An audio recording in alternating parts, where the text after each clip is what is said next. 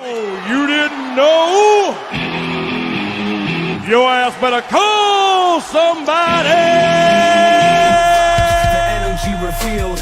Brooklyn to Queens, reppin' both hoods. Rob and CP, keep it fire, misunderstood. Cheer 'em all loud, let the anthem flow. Mets fans unite at the pregame show. From city stand lights to the skyline greens, it's the heartbeat of Queens, the craziest dreams. Rob hype on the mic, CP's the fire spark. Together they ignite, voices like the park. Fans dripped in jerseys, legacy bold. The Metropolitan story forever told. Turnstile spinning, the crowd floods the gates. This is family, no time for debates. Crack of the Batman, the roar never fades. Queens in the blood, it's how champions are made. Cheer 'em all loud, let the anthem flow. Mets fans unite at the pregame show. From city stand lights to the skyline gleams, it's the heartbeat of Queens, the craziest dreams. 7-line swagger, vibes electric and wild. Mets legacy golden since I was a child. Orange crushed skies, let the battle ignite. Ride for the home team till the last fight.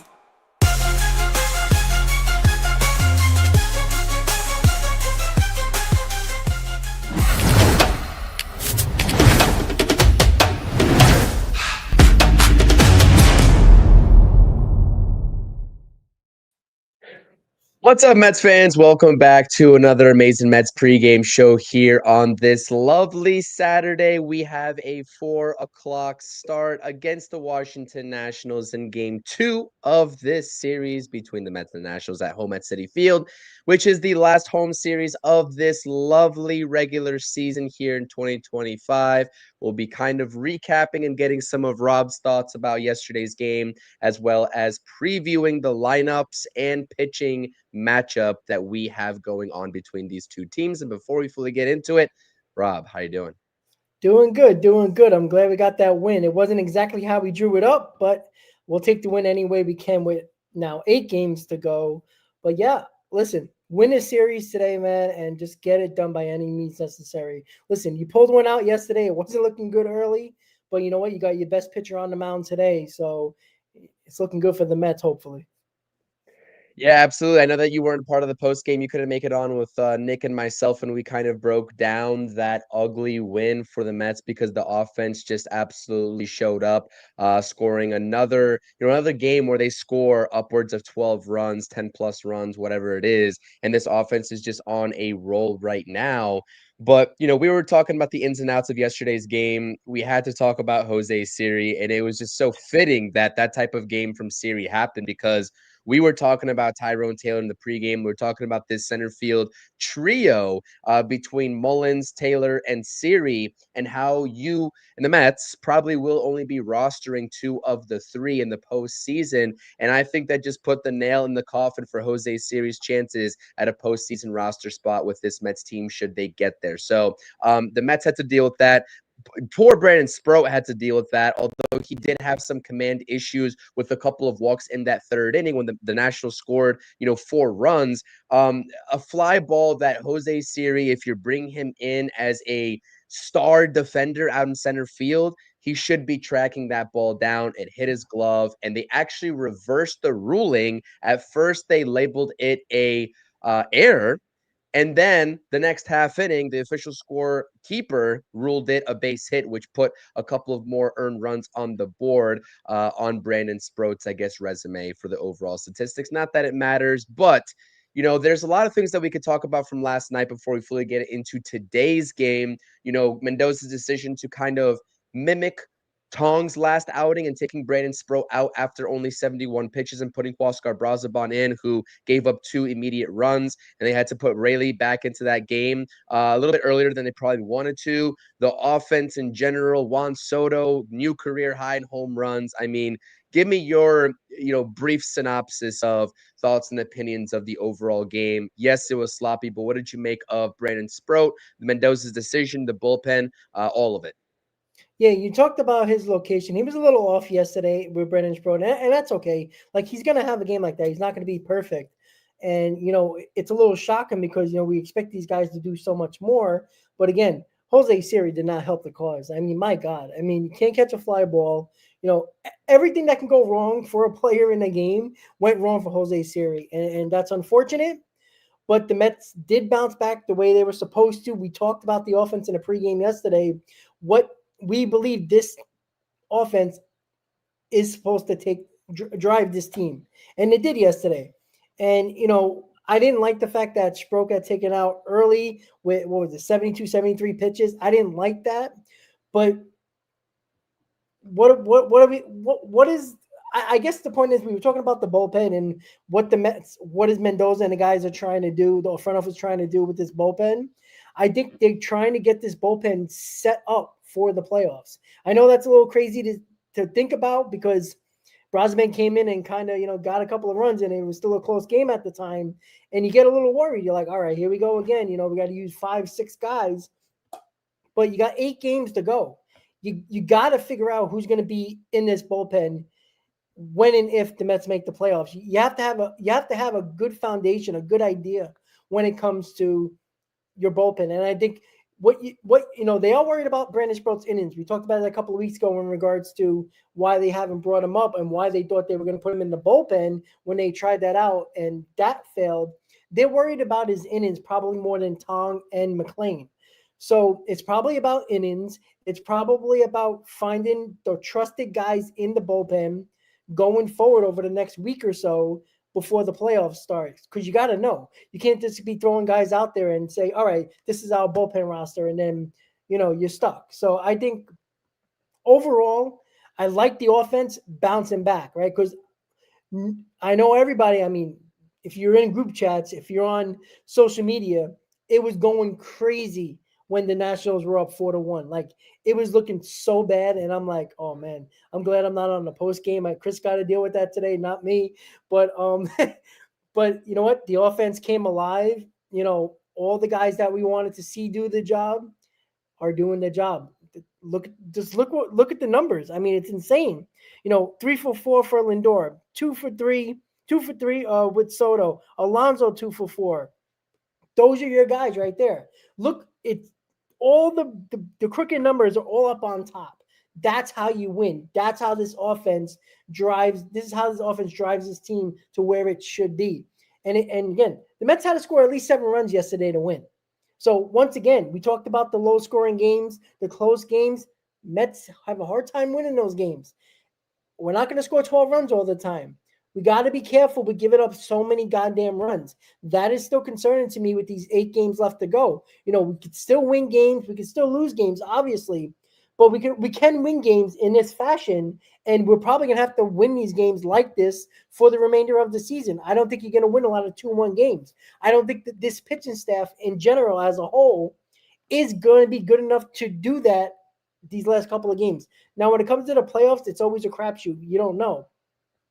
But, it's nice to see the offense bounce back after the couple of errors and, the Nationals going up 4-1. It was nice that they bounced back basically right away. So good signs there. But the pitching is still concerning. But I do like Helsley. He's starting to figure it out a little bit. You see the movement of his fastball. You could see the confidence on the mound that you did not see since he basically came to the New York Mets. So that's a good sign as well, because we said it how many times, Chris? Helsley is going to be in these spots. He's going to be in these type of games. They didn't trade for him to be one of the top trade acquisitions to really help this bullpen as a setup guy.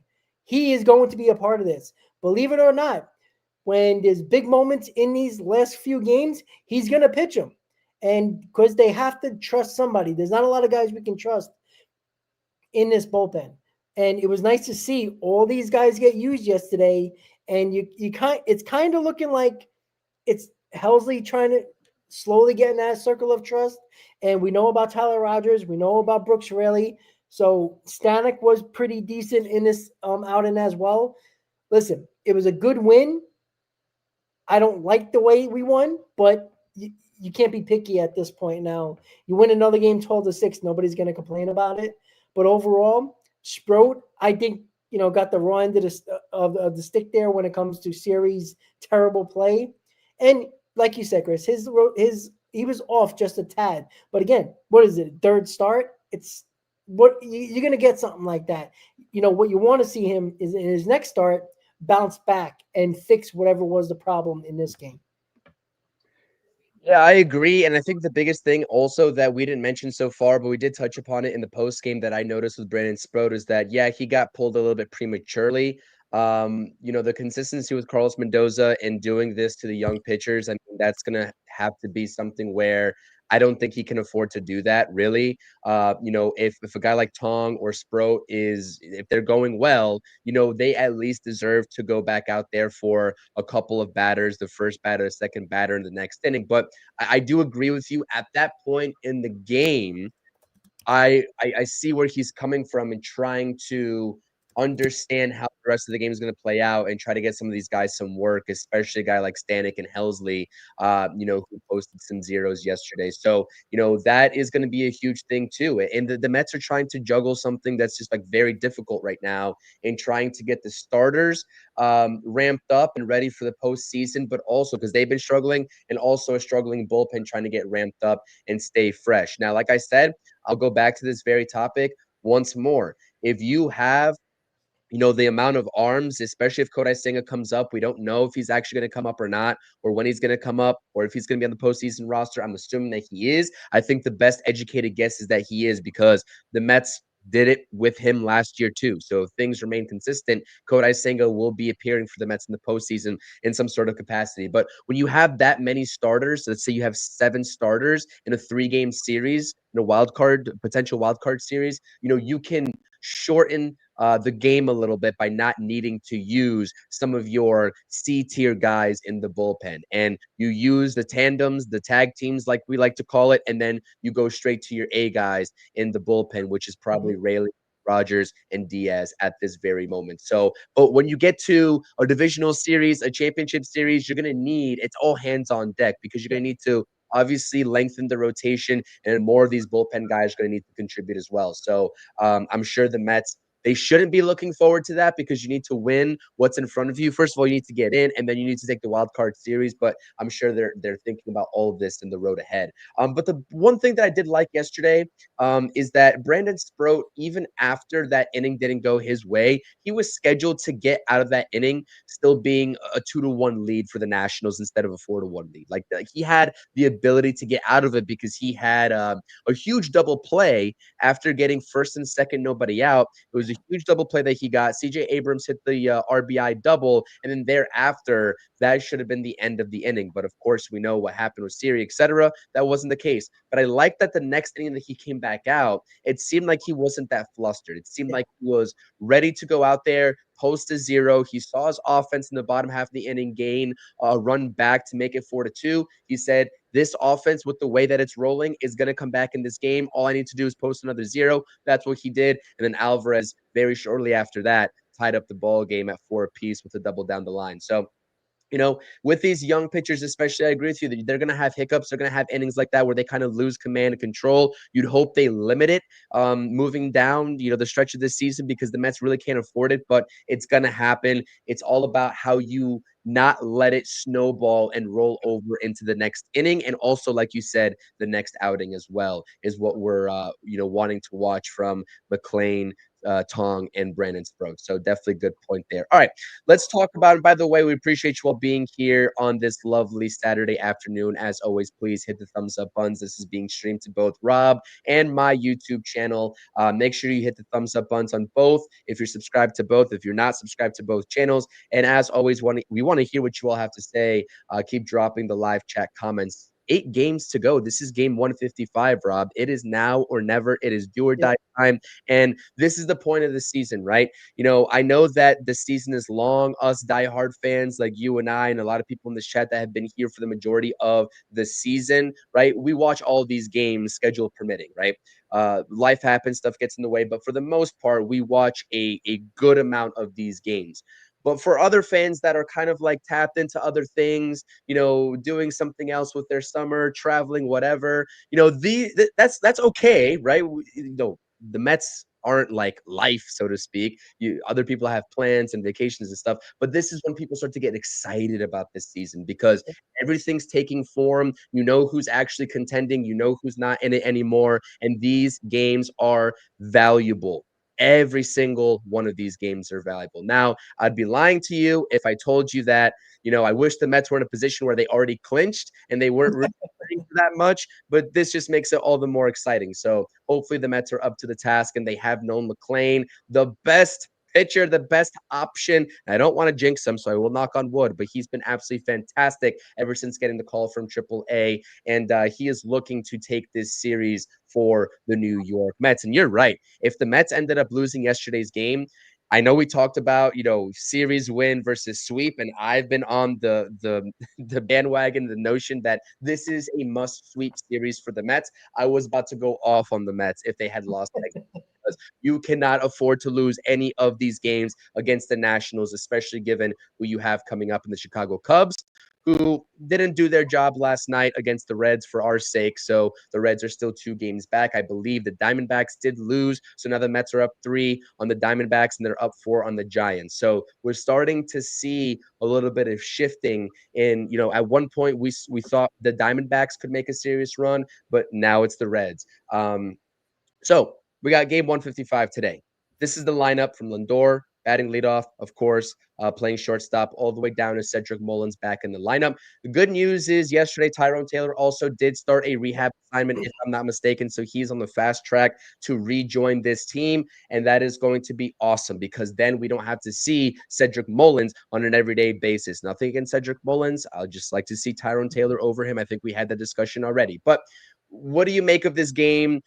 Some keys to victory. I think it starts with Nolan McLean, man. I mean, Cade Cavalli, former first-round pick. I mean, he has some talent, but like we always say, and yesterday with Alvarez, the lefty for the Nationals, who actually looked pretty good early on in the game, outside of that Pete Alonso, I guess, bloop double and the misplay by Dylan Cruz in right field to bring Lindor all the way around from first, he looked pretty good. But this offense for the Mets, no matter what the personnel is, and we said this about Jose Siri yesterday, if we're actually complaining about Jose Siri, batting in defensive side, right? Batting in the 9th spot.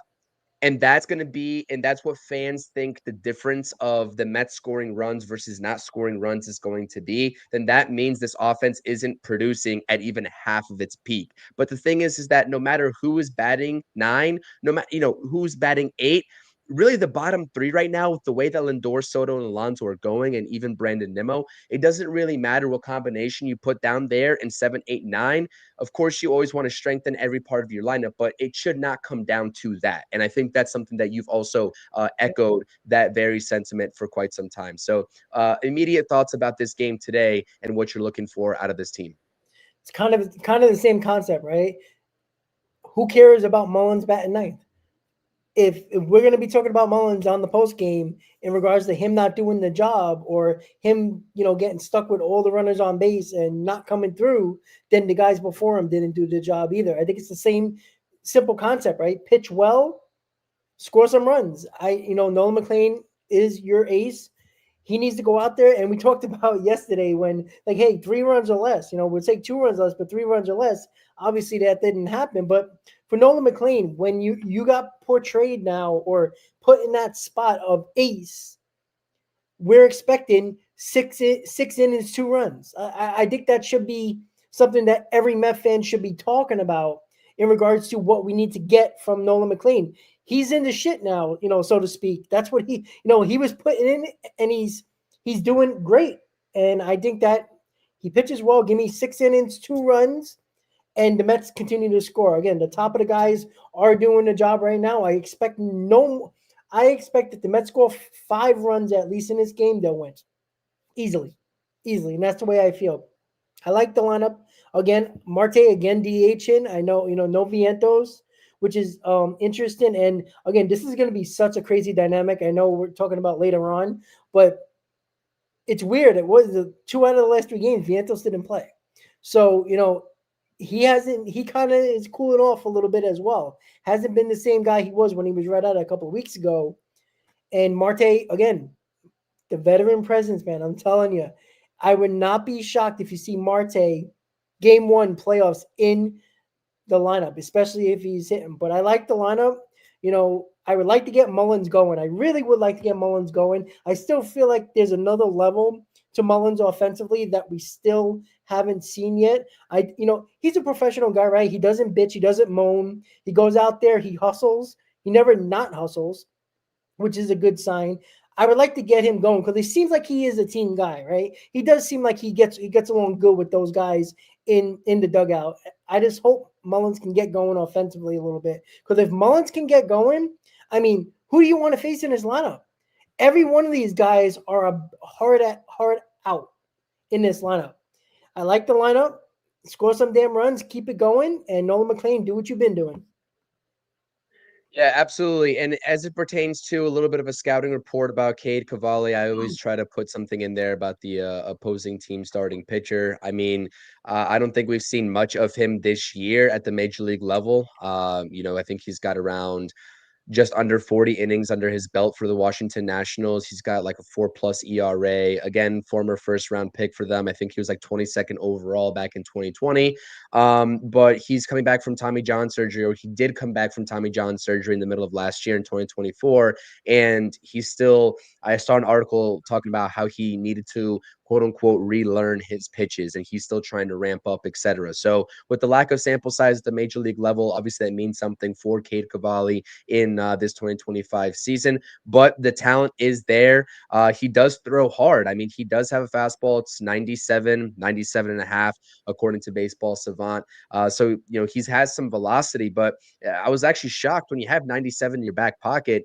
That is probably going to be your most utilized pitch, you would think, but his most utilized pitch, and it hasn't been a good one in terms of the overall numbers of opposing batters, is actually a knuckle curveball. So that's a very interesting dynamic, because you don't really see too many predominant pitchers that throw that knuckle curve. So we'll see how he decides to attack this Mets lineup. But I would have to think that any pitcher going up against this Mets lineup in this, the rest of the way, maybe minus the Cubs. I mean, I guess none of these teams have anything to play for, the Nationals, Marlins, and the Cubs, but it's going to be a very tough task. And these pitchers know this, because we said it in the pregame yesterday. I said in the pregame yesterday, all of these guys, Cade Cavalli today, Alvarez yesterday. I'm sure whoever's going for the Nationals, I don't know. I don't know the look ahead about what the pitcher matchup is tomorrow, but whoever's throwing for them tomorrow, they're probably fighting for roster spots on the 2026 Washington Nationals roster. So that chip is on their shoulder. But the Mets cannot let up the pressure, be relentless. And even the booth and Ron was talking about the biggest key to victory, and what has been a huge key to success for the New York Mets over the past couple of weeks is getting on top early and putting that pressure on the opposing starters early. They did that yesterday by scoring the first run. And then we all know what happened. The Nationals retook the lead with a 4-1 lead, and the Mets got it back. And I think that's something to speak for. This Mets team is never really out of it, but you'd like to not be playing from behind. I had the worst feeling in the pit of my stomach, knowing that I was going to be going on the post game and seeing the Nationals get out to a 4-1 lead. And I was like, oh boy, I know the Mets are not out of it in this game, but it just doesn't give you a good feeling. And so the offense had to go to work, and they did, but you don't want to be playing from behind, especially against these better teams. The Nationals made a lot of mistakes yesterday defensively. As sloppy as the Mets were, defensively, especially Siri and Soto not backing up that one ball and the Brandon Sproat errant throw. The Nationals were as sloppy, if not even sloppier, especially Dylan Cruz out in right field, misjudging a couple of balls. So against better teams, you're not going to be gifted those types of mistakes. And I think that has kind of saved the Mets just a little bit. And of course, we'll never complain. Yeah, was it the way that, we wanted the Mets to win yesterday? Absolutely not. We'd rather have a little bit more of a dominating performance, but we're not going to complain with a win at this point of the season when all the Mets need to do and have to do is win. So that's kind of my take on that. Get up to an early lead in this game, and the rest will take care of itself. How are you feeling, Rob, overall about the state of this team? I mean, what's your confidence confidence level? I just want to kind of take a step back and kind of assess that. What is your confidence level in this team? Not even in this game, because this game is this game, but I'm talking about in the overall landscape. We're looking at 8 games left to play. It'll be 7 after today. The Mets have a 2-game advantage over the Cincinnati Reds. I believe they are kicking off at 6:40 tonight against the Cubs again. And you have the Diamondbacks there in striking distance. I think the Giants, that's a little bit of an never say never, but like 4 games back with 8 left to play would be an absolute miracle for them. So it doesn't really feel good. I'm confident. I've said this for weeks now. I told you all to clip, way back when I said the Mets are going to make the playoffs. There's no way that a team like the Reds catches them. But in the back of my head, I'm like, okay, the only team that the Mets officially don't hold the tiebreaker over is the Reds, and they're the ones that are closest right now with 8 left to play. So where's your head at with this team and the state of this team moving forward?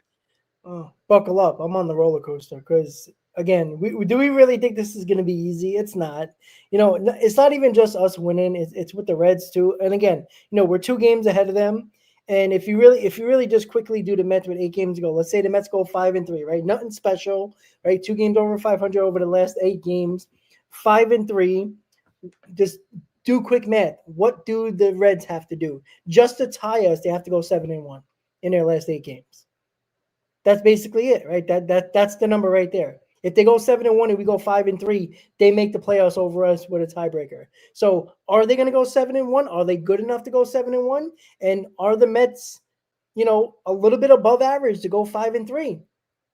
I think so. Put it this way: you win each series over the next 3 series. You win one of these 2 games against the Nationals. You win 2 against the Cubs. You win 2 against the Marlins. If you do the math, right, that's 5 more games. That would be 5-3 right there. I think that is almost near impossible. Now, nothing's impossible, but it's crazy to think if the Reds can go 7-1, if the Mets go 5-3. The Mets could have done more. Again, we talk about all the games the prior months, but I just feel like go 5-3, which is not a lot to ask for when you got 2 bad teams in the Nationals and the Marlins. And yes, it would be a lot easier if you sweep one of these teams. If you sweep the Nationals or the Marlins, now all you got to do is win one more series, and you're kind of right there with the 5 wins. And whatever else you get, guess what? I think you automatically, if you win 6 games, I think it's game over. Because they have to go 8-0 just to tie you. And I don't think that's going to happen. Again, crazier things have happened. They are playing Pittsburgh, and I'm not sure their last two series of the last series of the year. After they finished the Cubs, they got Pittsburgh. I don't know who they have after that. I just looked at it and then I forgot. But let me just double check really quick. Milwaukee might be playing for the top record, so they might be playing for something. Now again, they're going to have most likely. They're trying to get they're both going to have to buy them and the Phillies, but they want the best record. But I doubt they're going to pitch their best guys, because if they do get the best record, they'll have home for the advantage to out, but they'll both have the bye. So they could throw their top guys if they wanted to against Cincinnati. But again, just do the quick math. We win today. We need 3 more wins out of 6. That's all we need. That's all we need. We got to go 500. That's all we need. Because I don't believe that they're going to go 7-1. And again, I think the Cubs, they played them well yesterday. Unfortunately, the Reds are desperate. I'm not confident in the New York Mets. I'm just not. I don't trust this team. I mean, how can you be when they played well over 500 for 3 months? We know the reason why, or most of the reason why they were that bad. But you can't change the past. All you can do is win the games in front of you. And the Mets have a golden opportunity here, right? They're not facing the hardest teams in the world here. The Cubs are not going to have nothing to play for. The Nationals suck. The Marlins suck. Just go out there and do your job. You have your playoffs. The playoffs are in your hands. If you take care of your own business, it doesn't matter what the Reds do. And let's hope they start that again today and continue going forward over the last 8 games. Yeah, I am kind of looking ahead at that Cubs series and just seeing the pitching matchups, and Game one is not going to be easy because you got David Peterson, who's just struggling immensely, and you got Yep. Cade Horton for them over there, who's got a Mhm. 2.66 ERA. It's a little bit of a look ahead. I mean, of course, the Mets need to win this series, if not sweep it here against the Nationals before we even worry about Chicago. But that Cubs series. So essentially, what you're saying with 8 left to play, from what I'm deducing here, is that you need to win every single series, or you can sweep the National Series and then afford a series loss to, either the Cubs or the Marlins to get to that 6 number that you have in the last 8 games. Or did you say 5? Is it 5 or 6 that you'd like to see? 5 wins. Well, of course 6, but like we'd all like to see 6 over 5. But Yeah. I'm just saying like the minimum. Yeah. The minimum's 5. If it's Okay. 4, I mean, you're really pushing here. You're hoping that Cincinnati's got to lose a couple more games. But again, Yeah. Cincinnati can't afford to lose more than 3. If they lose 3 out of the next 8, that's it. They're done. Like, unless the Mets go 1-7, which again, you never know. But that's basically what's going to happen. Like, they got to play, 4 or 5. They got to go 5 or 6 games or 7 games over 500 over this stretch, even, to really give themselves a really good chance. And that's if the Mets lose more than 3 games. If the Mets lose more than 3 games, they just got to win 6 out of again, they still got to go 6-2. The Mets can lose 4 games and the Reds can win 6 games, and that's the tiebreaker. They'll win. So again, it's a tough task. Like, the Mets, let's be honest, the Mets have to choke for the Reds to make the playoffs here. So just don't lose 4 games. If you lose 4 games, you're looking for trouble. And the Reds still have to go 6-2. So again, anything less than that, they're pretty much in trouble. If the Mets just go, lose only 3 games, they should be pretty good in a good spot. It's almost like I've heard this before. Win and you're in, right? And that the Mets control. I wonder who said this, that the Mets control their own playoff destiny. I wonder who said that, right? I mean, it's not like we've been up here telling, everybody that for the past couple of weeks. I'm sure everybody in this fan base knows that. But, the biggest, I think, threat, and I said this back when I made the bold statement of the Mets will make the playoffs in the wild card because I don't see anybody behind them being a serious threat. The biggest threat to the New York Mets is the New York Mets. They beat themselves. That's the way that the Reds will get into the playoffs over them. That's just the bottom line. The Mets do have to choke for the Reds to get into the playoffs. The Mets have to do it to themselves. And we're just hoping that this team has enough mental toughness to just toughen out the last 8 games of this season. It's a grueling season. Everyone's got to play 162, though. It's not like the Mets are the only team playing 162. So this is where we see like these players, this core. You talk about the core, you've talked about the core ever since 2023. And, if the Mets can truly win with these guys, if the Mets can win with these guys, it's going to start by showing this fan base and this front office when they have to make tough decisions this offseason to keep this core together by bringing back a guy like Pete Alonso. If it's worth it to do that. And I think the only way, like listen, if the Mets miss the playoffs, Pete Alonso's not coming back.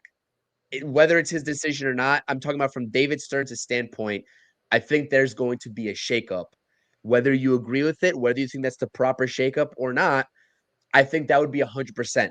Now, even if the Mets make the playoffs, I'm still a little bit kind of in doubt that David Stearns is going to dish out that kind of money for Pete Alonso, given the season that he's had. But we'll cross that bridge when we get there. I don't want to overtake this stream by talking about that. But I'm just saying, when you take a look at this core, since you put it together, and this is excluding Juan Soto because this is only his first year as a New York Met. We're talking about, and we've been talking about Lindor, Alonso, Nimmo. Maybe you can throw in Jeff McNeil into that conversation. Okay, whatever. But if this core can win and get this organization to a championship, if they can't outlast the Reds in 8 games, I don't think that there's confidence in any of us that they can deliver a championship in future years to come. So why wouldn't there be a shakeup, after that? So that's my thoughts and opinions on that, Rob. I mean, I know you've been talking about this core probably, and you've been drilling this point home more so than me over the past couple of seasons because I've been always in the camp of we gotta trust in these guys. Like, I think that these guys can win us something, but, it would be very disheartening to see not only from the fan base, because screw what the fans and us fans think, right? But from the front office, David Stearns, that is like trying to see if he should bring back Pete Alonso. That's kind of a bad look on the core if they miss the playoffs in this year. Now, let's be honest, it wouldn't be completely their fault, though, because the pitching has been that bad. And really, I don't consider any of these pitchers as part of the Mets core that has been here over the past couple of years. You will have a core moving forward of pitchers, right? Except for maybe like David Peterson, who's been the one guy that's been here. Manaea was here last year only. Clay Holmes just joined, and you got the 3 rookies as well. I guess Kodai Senga, right? But we know that he's not even a factor right now. So just what do you make of that, of the state of this core moving into, in the scenario that they make the playoffs and just the offseason landscape? I know people don't want to talk about the offseason. We have a game today. We want to focus on that. But I do think that it's imperative to understand that there's a lot at stake here in terms of the cohesiveness of keeping this team together from the front office's point of view, based on the result of what happens here over the last 8 games. Yeah, I mean, in general, all the years we talked about the coach, let's go back to last year. What do people talk about? They talk about Grimace. They talk about OMG. They talk about JD Martinez, keeping his team together with Jose Iglesias.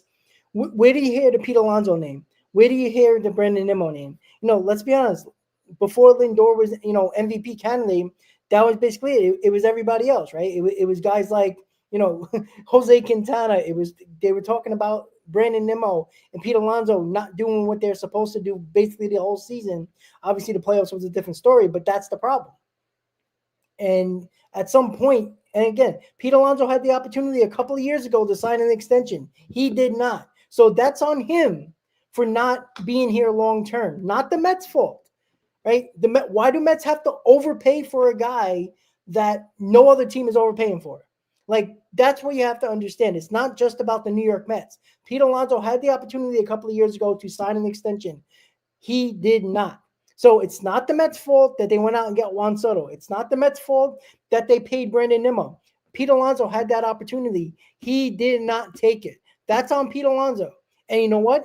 It's unfortunate if Pete Alonso doesn't get the contract he's looking for from the New York Mets. It's not about who has the deep pockets or anything like that. The fact of the matter is, if the Mets don't win the World Series, and I'm going to put that out there, the Mets don't make the or win the World Series, how many more times are you going to continue with this core? And because if you sign Pete Alonso, you are stuck with Brandon Nimmo, Pete Alonso, Francisco Lindor, and Juan Soto for the foreseeable future, probably the rest of their careers. Maybe Jeff McNeil will be the change. Is that enough to change the core? I don't think so. And again, that's an off-season conversation to have, but you have to understand that you can't keep on just going through the motions and throwing the same guys back again, the same core guys, not the guys that are batting 7th or 8th, the core guys. If the core guys are still losing, because the end goal should be World Series. It's great making the playoffs 3 out of the 4 years, but does anybody care? Does anybody talk about 2022? How successful it was? No. Why? Because we got embarrassed. We choked at the end of the year, and we got embarrassed in the wild card series. Who was a part of that? Brandon Nimmo and Pete Alonso. That was their team. Same thing for 2023. Terrible year. Everybody wants to say Pete Alonso's the face of the franchise, but when things go bad, now it's Lindor's team. Now it's Soto's team. You can't have it both ways. Either it's Pete Alonso's team or it's not his team. And unfortunately, I'm sorry. Do you want Pete Alonso back in a Mets uniform? I guess I'll just ask you that straight up. I think he fits this team better than any other team, but I'm not giving him an outrageous contract. I'm not going to give him more than 5 years. I'm probably pushing 5 years, to be quite honest with you. And again, people only look at the numbers. Like, how many years have we lost with him putting up those numbers? Right? It's not. I'm not saying he is the only or part of. He's part of the problem. Again, you can also say that we made the playoffs if we make the playoffs this year, 3 out of 4 years, which is nice. But the goal isn't just to make the playoffs. The goal is to win a World Series. That's why when David Stearns talks about sustained success, I hate that. I hate those two words, because sustained success is exactly what he wants you to believe. is, oh, just make the playoffs year after year, which is nice. Again, Met fans are not used to that, and they will probably, trip over themselves when they hear that. But the goal is to win the World Series. At some point, that's going to get stale. Making the playoffs and losing year after year is going to get stale. And people are going to question, when are you going to win a World Series? So is Pete Alonso a bad player? Of course not, right? But what Met fans make him out to be compared to what the league compares him to be is completely two sides of the spectrum. Again, Pete Alonso was he was the best first baseman available on the market at the age of 29 to 30. Not one team gave him a long-term deal or even a decent deal. There's a reason why the Mets waited. David Stearns had that whole contract situation. He had the pulse of everything going around with Pete Alonso. Well, Pete Alonso also had an abysmal year last year. He did. But at the same time, is there going to be teams that are going to give him 6-7 years? Is it possible? Because if it is, I think so. Then I think there's a team that would do it. Then that's when the Mets really have to have a conversation, because if you sign Pete Alonso, you're stuck with this core for the rest of time. There is no going back from this core. It is what it is. But you know what though?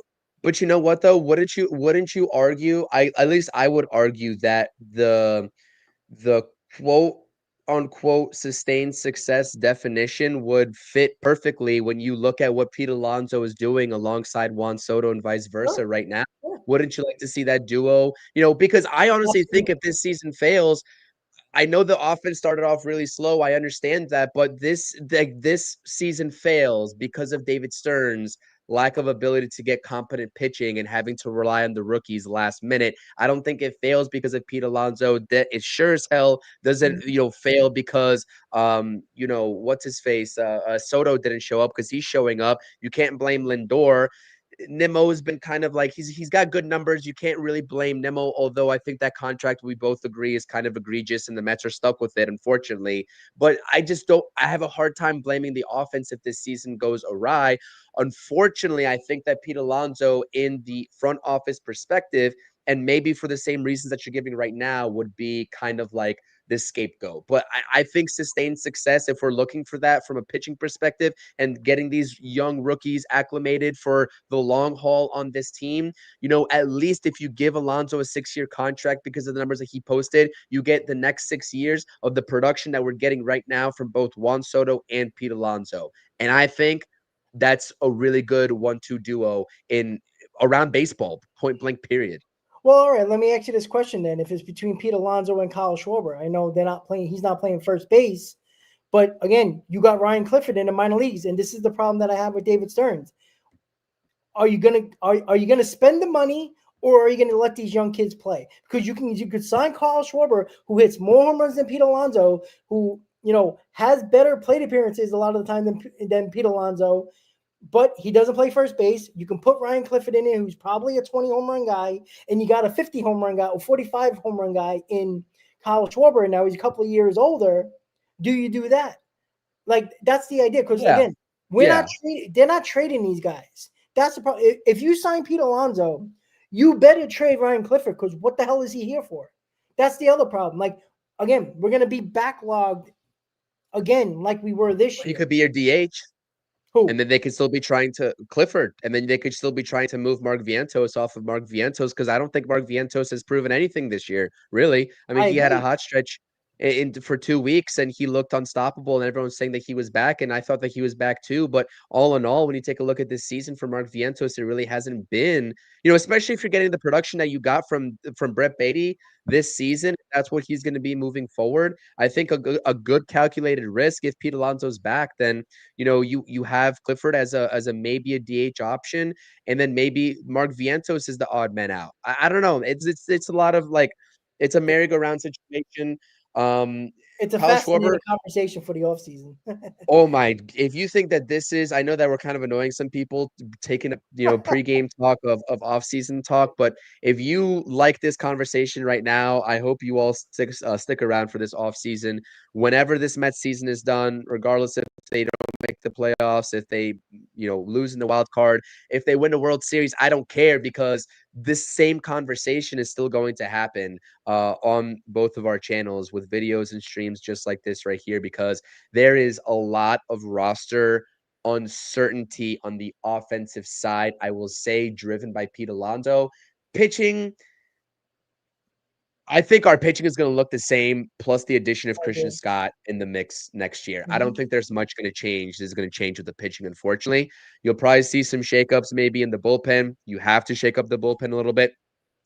Edwin Diaz is going to probably opt out, and you also have to think about bringing back Edwin Diaz. So buckle up, Mets fans. This Oh is boy. an offseason where I think the temperature of this fan base is going to go up a couple of notches, and maybe some tempers do flare within this fan base. And the Pete Alonso fans, I know you're going to rile some people up that love Pete Oh, I Alonso, can't because wait. I love Pete Alonso.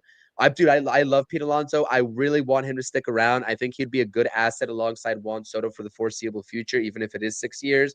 But, you kind of have both of these sides of the argument within this fan base. The argument for giving Pete Alonso the money in the years that he wants, and the fan base, part of the fan base that I think you are in, that's like, I would love Pete Alonso back, but at the right price. And if he wants more than that, then he can walk and see what else he gets elsewhere. So it's going to be crazy, Rob. It's going to be actually crazy. Actually crazy. Well, you know what they got to do? They shut up all of us, win the World Series, and then I don't think most of us care, right? The world can Right. end. It doesn't matter, right? Let's have our parade. Everything can happen. All that crazy stuff can go on in the world. It doesn't matter. It doesn't matter Yep. anymore, right? We'll all be in the city partying, and I'll find my way back to New York and probably won't come back. Like that's just.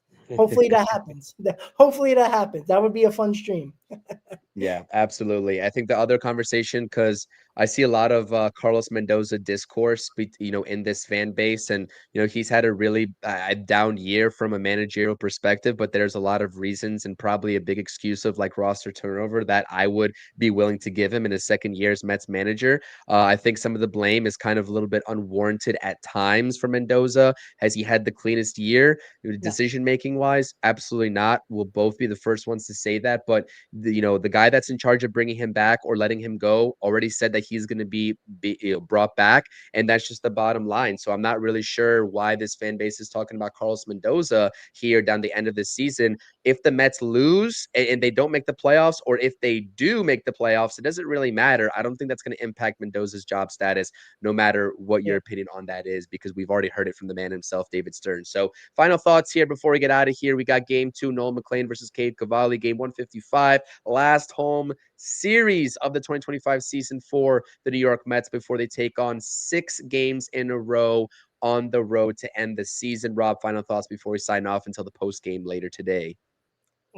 Get the W today, guys. Let's win a series, and let's be talking about it on the post game about a sweep. Right? That's the whole idea right here. Again, 5 wins. 5 wins is the key here, because 5 wins guarantees that you will have a really good shot of getting that third wild card.